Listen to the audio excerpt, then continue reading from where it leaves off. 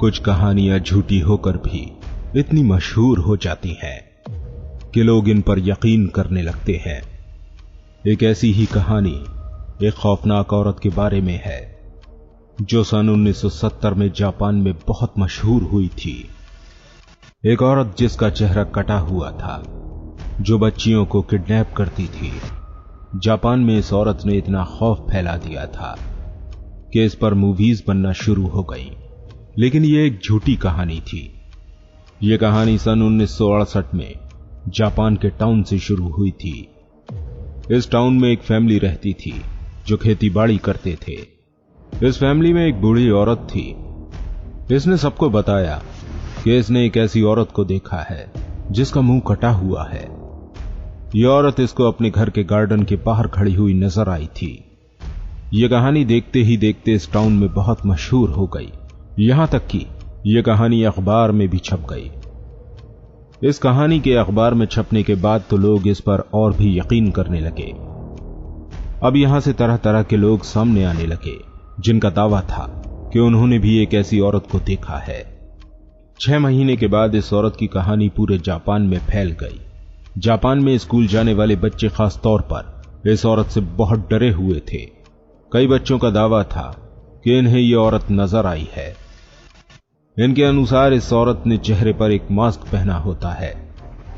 यह औरत इनसे पूछती थी कि क्या मैं खूबसूरत हूं। अगर बच्चा कहता था कि हां, तो यह औरत अपने चेहरे से मास्क हटा देती। इसके चेहरे पर बहुत बड़ा कट पड़ा हुआ था जहां से खून निकल रहा होता था। बच्चों के अनुसार यह औरत उसको किडनैप करने की कोशिश करती थी। बच्चे ये भी कहते थे कि इसके पास कैंची या छुरी है। अब यहां पर एक इंटरेस्टिंग बात यह भी थी कि जापान में लापता होने वाले बच्चों की जिम्मेदारी भी इसी औरत पर डाल दी जाती थी।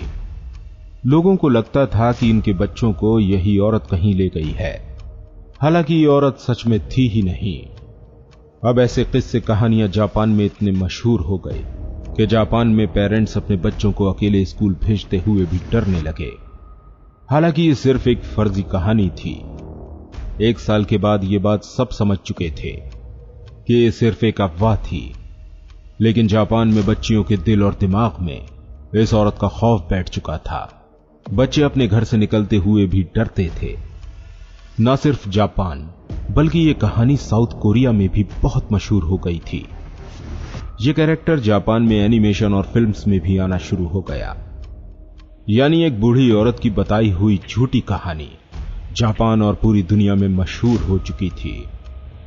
इस औरत की फर्जी और झूठी कहानी आज तक जापान के बच्चों को खौफजदा करती रहती है। मिलते हैं आपसे फिर किसी इंटरेस्टिंग वीडियो के साथ। वीडियो अगर आपको पसंद आई हो तो इस वीडियो को लाइक जरूर कीजिएगा। इसी तरह की वीडियोस को देखने के लिए हमारे इस चैनल को सब्सक्राइब जरूर कीजिएगा।